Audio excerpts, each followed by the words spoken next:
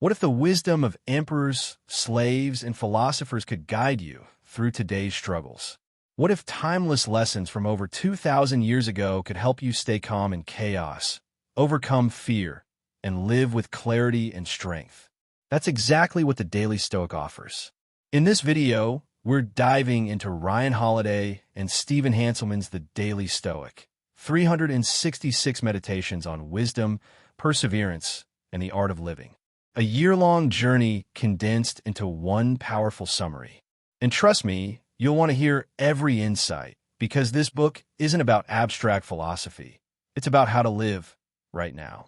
Stoicism is often misunderstood as being emotionless. In reality, it's about mastering emotions so they don't master you. The philosophy centers on three disciplines: perception, how we see the world; action, what we do; and will, how we handle what we can't change. The Daily Stoic takes us month by month, with themes drawn from these disciplines. Each meditation is rooted in the writings of Seneca, Epictetus, Marcus Aurelius, and others, and each lesson feels just as relevant today as it did in ancient Rome or Greece. Part 1. The Discipline of Perception. January, clarity. The Stoics begin the year with clarity because without it, everything else falters. Epictetus teaches that the foundation of a good life is separating what we can control from what we cannot. Our health, wealth, reputation, and circumstances often lie outside our influence, but our choices, our attitudes, and our judgments are always within reach. Clarity is the discipline of turning away from futile battles, like raging at delayed flights or lamenting unfair treatment, and instead pouring energy into what can truly change ourselves. Seneca warns us about wasting our lives in trivial pursuits, grief over small matters, chasing superficial pleasures, or becoming entangled in gossip and distractions. These rob us of our limited time, leaving little left for what truly matters. Marcus Aurelius echoes this when he insists that clarity comes from living deliberately in the present moment. The exercise for us is to say no to the unimportant so that we can say yes to the essential. This month's lesson is simple yet life-changing. If you can identify what's yours to shape, you'll never waste energy fighting the impossible. The Serenity Prayer captures it perfectly. Serenity in acceptance, courage in choice, and wisdom in knowing the difference. February, passions and emotions. Passions and emotions are like storms. They can shake us violently if we let them. February is about learning to master them rather than being mastered by them. Anger, for example, may feel powerful in the moment, but Marcus Aurelius calls it weakness. True strength is found in calmness, in maintaining composure when others try to provoke us. Epictetus asks a sharp question: why do we feel anxious? The answer is nearly always that we want something outside of our control. The parent who frets endlessly about their child's safety desires a world that guarantees security, a world that doesn't exist. The investor who panics over the markets wants certainty where none can be found. Anxiety reveals misplaced desire. Once we shift our focus back to what is ours, our thoughts, choices, and responses, the anxiety lessens. Seneca further reminds us that emotions often carry us where we do not wish to go, like a puppet yanked by strings. But by cultivating awareness, we can cut those strings. Freedom means ruling our impulses instead of being ruled by them. February's discipline is to remain steady in the face of emotional waves, finding peace in reason rather than turbulence in passion. March, awareness. Awareness is the art of living with your eyes open. Marcus Aurelius urges us to rise each morning with a clear understanding of who we are and what our duties demand. To him, drifting through life half asleep is a greater tragedy than hardship. Seneca advises ending each day with reflection. What did I do well? Where did I falter? How can I improve tomorrow? Without awareness, we fall in a habit. We chase pleasures without asking if they align with our values. We follow routines simply because they're familiar. We mimic others without knowing whether their path is right for us. March invites us to stop, to question, to to examine. Are we living the life we chose, or one chosen for us by impulse and habit? The Stoics knew that awareness was both armor and compass. It protects us from being hijacked by distractions, and it guides us back to what truly matters. Through self-examination, journaling, and honest reflection, we develop the clarity to live on purpose rather than by accident. April, unbiased thought. April turns our focus to the mind's greatest power, judgment. The Stoics insist that events themselves are neutral. It is our interpretation that labels them good or bad. Marcus Aurelius tells us not to chase wealth, status, or the fleeting approval of others, for these judgments cloud our vision. Epictetus warns us to beware of false impressions, those instant reactions that lead us astray, and to hold them up to reason before accepting them. For example, losing a job might seem like disaster, but if judged differently, it could be freedom, an opportunity for growth. A harsh comment might feel like an insult, but it could also be feedback. A delay might feel like wasted time, yet it could provide space for rest or reflection. The event itself is raw material. It is our mind that shapes it. Unbiased thought is not about suppressing feeling, but about seeing clearly. It means questioning our first impressions, challenging assumptions, and resisting the pull of public opinion. The Stoics believe that reality becomes less overwhelming when stripped of bias. As Marcus said, you have power over your mind, not outside events. Realize this, and you'll find strength. Part 2. The discipline of action. Right action. The Stoics remind us that philosophy is not merely for contemplation, it is for living. Emphasizes right action, the way in which thoughts are translated into deeds. Seneca explains that busyness without direction is chaos, and Marcus Aurelius advises us to act with justice, dignity, and focus.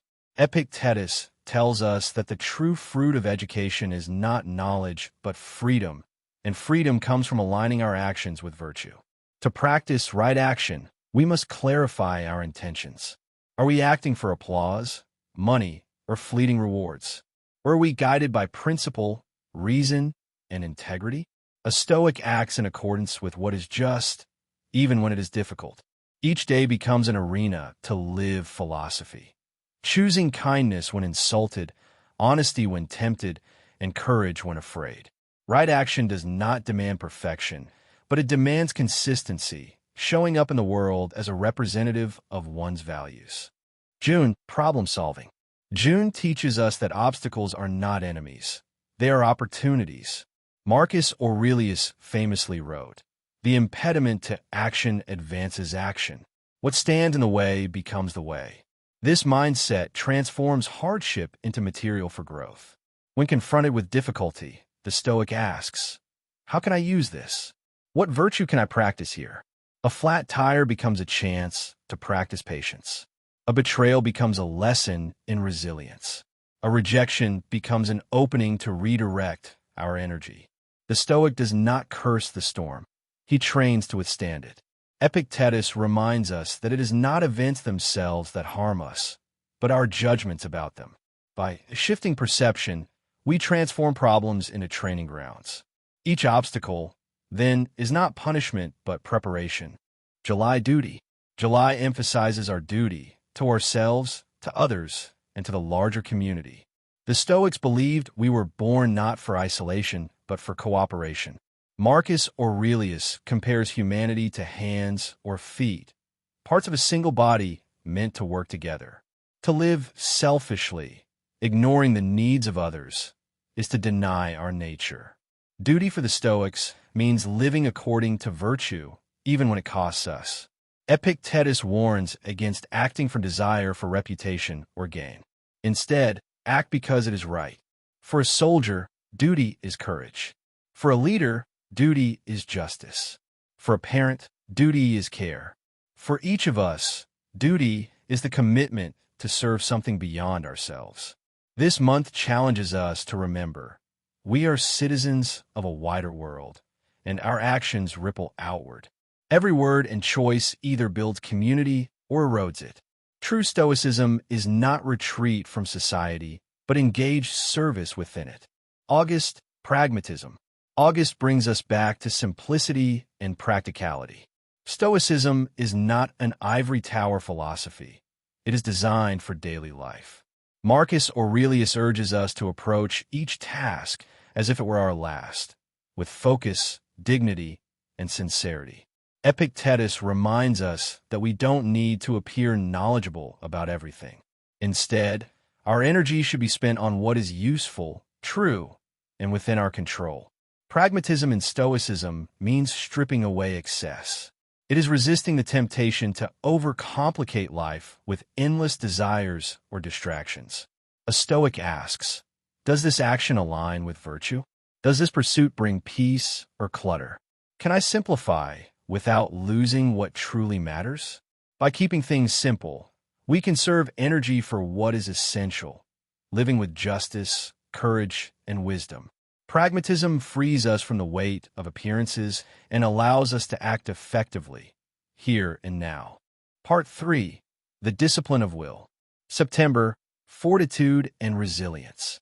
September opens with the theme of fortitude, the strength to endure. The Stoics recognize that life is filled with hardship, loss, and uncertainty. Epictetus, once a slave, taught that suffering comes not from events, but from our refusal to accept them. Marcus Aurelius, an emperor burdened with war and plague, reminded himself daily that obstacles are inevitable, but despair is optional. Seneca declared that true peace is found not in escaping trials, but in facing them with calm courage. Fortitude is the art of carrying life's weight without collapsing. Resilience is not about avoiding struggle, but about bending without breaking. Each difficulty becomes an exercise in patience, endurance, and perspective.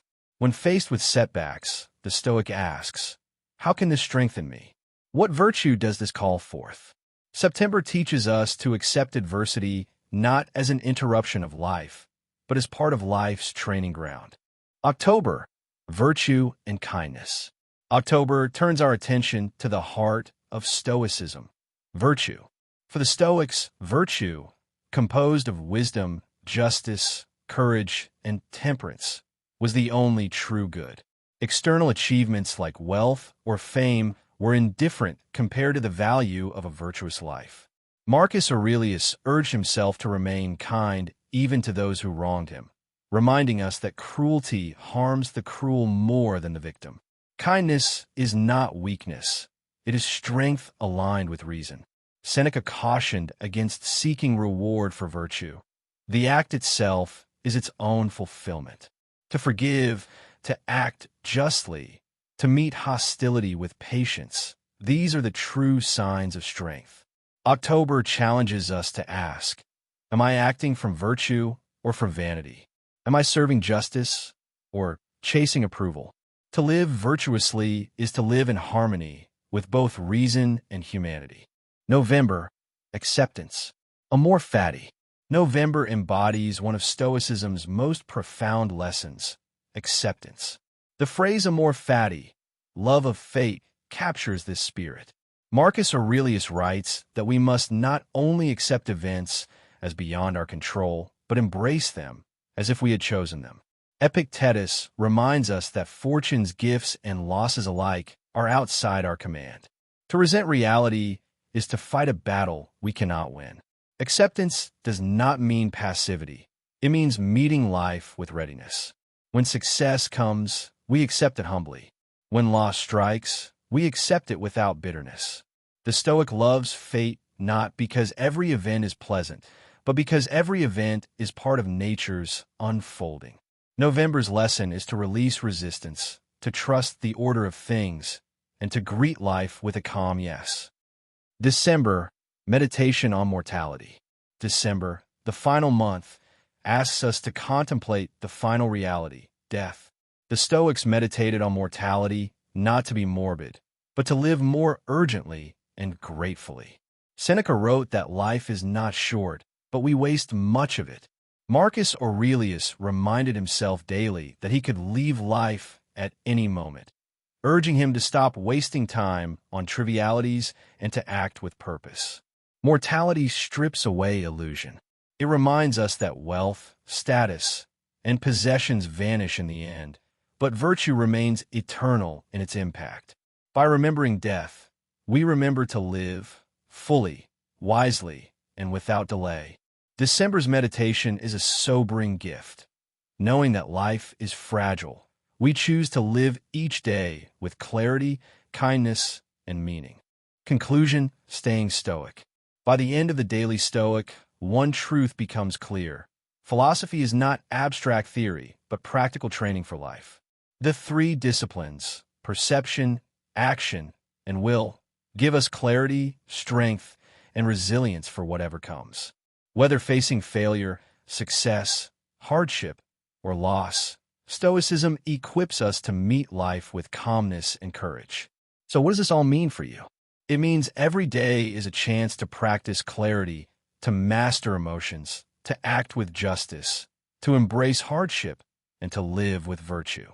It means that the wisdom of Marcus Aurelius, Seneca, and Epictetus isn't ancient. It's timeless. If you found these lessons as powerful as I did, imagine what practicing them daily could do for your life. That's the promise of Stoicism. Not perfection, but progress. Thanks for watching, and if you enjoyed this journey through the Daily Stoic, make sure to subscribe for more book summaries that don't just inform, but transform.